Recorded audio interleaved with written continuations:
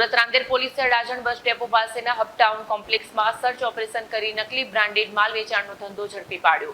Website અને Instagram દ્વારા network રાજ્યભરમાં ચલાવવામાં આવતું. સુરત રાંદેર પોલીસે અડાજણ બસ ડેપો પાસેના હબટાઉન કોમ્પ્લેક્સમાં સર્ચ ઓપરેશન કરી નકલી બ્રાન્ડેડ માલ વેચાણનો ધંધો ઝડપી પાડ્યો. પોલીસે કોમ્પ્લેક્સના 5મા માળે આવેલી દુકાન નંબર 503 અને 507માંથી આંતરરાષ્ટ્રીય બ્રાન્ડના નામે વેચાતા શૂઝ, ઘડિયાળ, purse, perfume, goggles, T shirt અને ક્રોક્સનો જથ્થો કબજે કર્યો.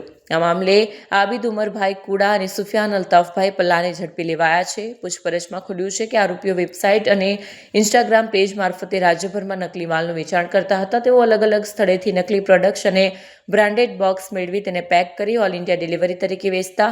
પોલીસે ₹1,20,300ની કિંમતનો મુદ્દામાલ જપ્ત કર્યો છે. આરોપીઓ પાસે ખરીદ વેચાણના કોઈ અધિકૃત બિલો ન મળતા તેમના વિરુદ્ધ કોપીરાઇટ ભંગ અને છેતરપિંડી હેઠળ ગુનો નોંધાયો છે.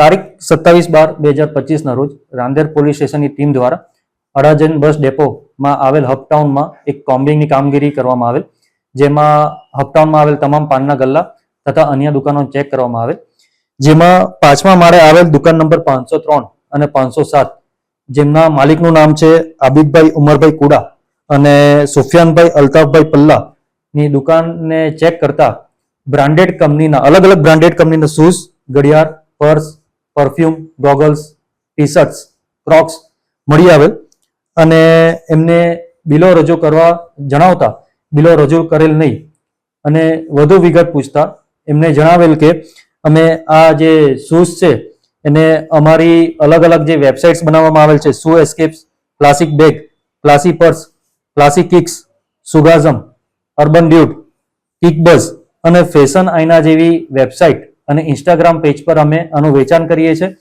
અને વધુ વિગત પૂછતા એમની એમઓ એ રીતની હતી કે આ શૂઝ, પરફ્યુમ્સ બધી અલગ જગ્યાએથી મેળવી અને એ બ્રાન્ડના બોક્સીસ બીજી જગ્યાએથી મેળવી એ બોક્સમાં પેકેજિંગ કરીને ઓલ ઇન્ડિયા એ લોકો ડિલિવર કરતા હતા.